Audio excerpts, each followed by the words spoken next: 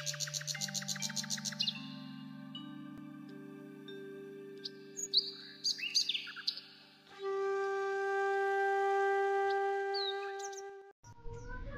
সকল প্রিয় দর্শক বন্ধুদেরকে অনেক অনেক স্বাগত জানিয়ে আজকের ব্লগটা আমি স্টার্ট করছি। আর আমি স্বদেশে ঘরকন্যা, তোমাদের সবাইকে অনেক অনেক স্বাগত জানাই। তোমরা সবাই কেমন আছো? আশা করি সবাই ভালো আছো, আমিও খুব ভালো আছি। তো দেখো তো, এই জায়গাটার সাথে তোমরা এর আগেও পরিচিত, এর আগেও দেখেছো। এখানে টমেটো চারা যখন লাগিয়েছি, লঙ্কা চারা, বিনস চারা, তখনও তোমরা দেখেছো। তো এবারে দেখো টমেটোগুলো সব তুলে নিচ্ছি, এবারে অন্য কিছু লাগাবো এখানে বলেই। সব টমেটোর গাছগুলো তুলে নিয়ে এখানে কুপিয়ে সার দিয়ে সুন্দর করে পরিষ্কার করে জায়গাটা আবার একটা বেড তৈরি হবে।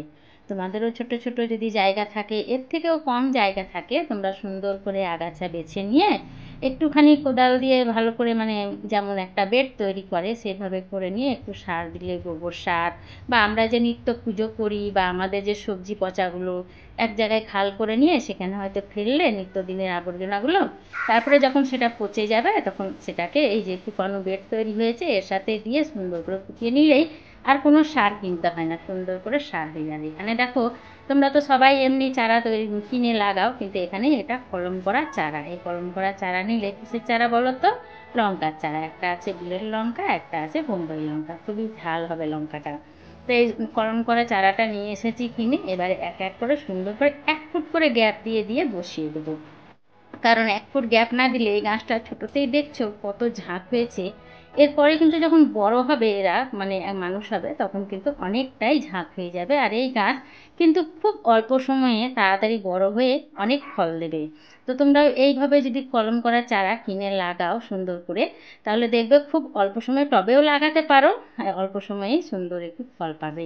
আর টবেও লাগাতে পারো, টবটাকেও সুন্দর করে কুচিয়ে নিয়ে ওর ভেতরে একটু গোবর সার বা সবজি পচা বা তোমাদের বাড়িতে যে চা করো সেই চা পাতাটা ফেলে দাও তোমরা, তো একটা একটা জায়গায় স্টোর করবে, যেমন কোনো ভাঙা বালতি বা যেটা কাজে লাগে না সেটা একটা জায়গায় জড়ো করলে, তারপরে যখন 1 বালতি হয়ে গেল সেটাকে আবার সরাসরি দিলে হবে না, রোদে শুকাতে হবে। এখানে দেখো কটা পেঁপে চারা আছে, এটার ব্যাপারেও আমি বলছি। সব কিছুই কিন্তু জায়গা মতো লাগিয়ে নিচ্ছি, যেহেতু আমার খুব বড় বাগান নয়, ছোটোখাটো বাগান, তার মধ্যেই সুন্দর করে সাজিয়ে গুছিয়ে লাগাতে হবে। তো চা পাতাটা একটা জায়গায় শুকিয়ে নিলে, একটা বস্তার উপরে কিছু শুকিয়ে নিয়ে হাত দিয়ে সুন্দর করে ঝুরঝুরি করতে হবে। ঝুরঝুরি করে তার সাথে একটু গোবর সার দিলে আর দিয়ে গাছে দিলেই খুব সুন্দর হয়ে যায় একটা সারের মতো। আর বাইরে থেকে পয়সা দিয়ে কিনতে হয় না, আর সেটা তো আমরা ফেলেই দেবো।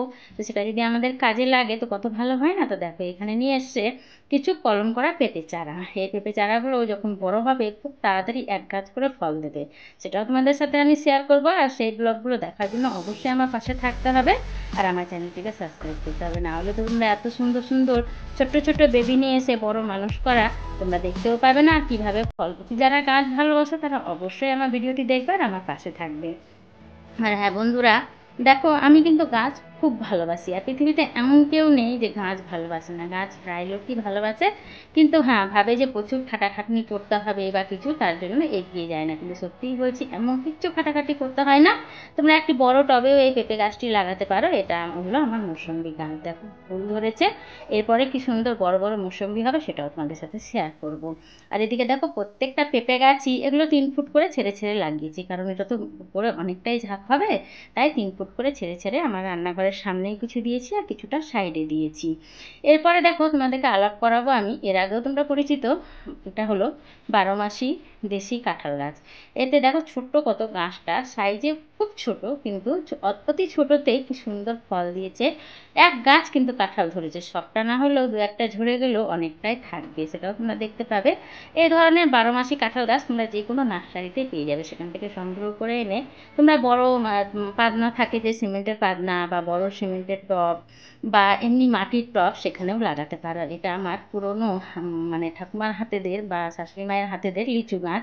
তো দেখো কি সুন্দর ফুল ধরেছে গাছটায়, ওই গাছটা। এটা হলো তোমার জামরুল, সাদা জামরুল। তোমাদের বাড়ি থেকে সাদা জামরুলের গাছ হয়েছে? আমার বাগানে কিন্তু রয়েছে, আমার বাগানে বিভিন্ন ধরনের ফলের গাছ রয়েছে। আর এগুলো ছোট ছোট ইনডোর প্ল্যান্টস রয়েছে, সেগুলো তো তোমরা এর আগে দেখেইছো।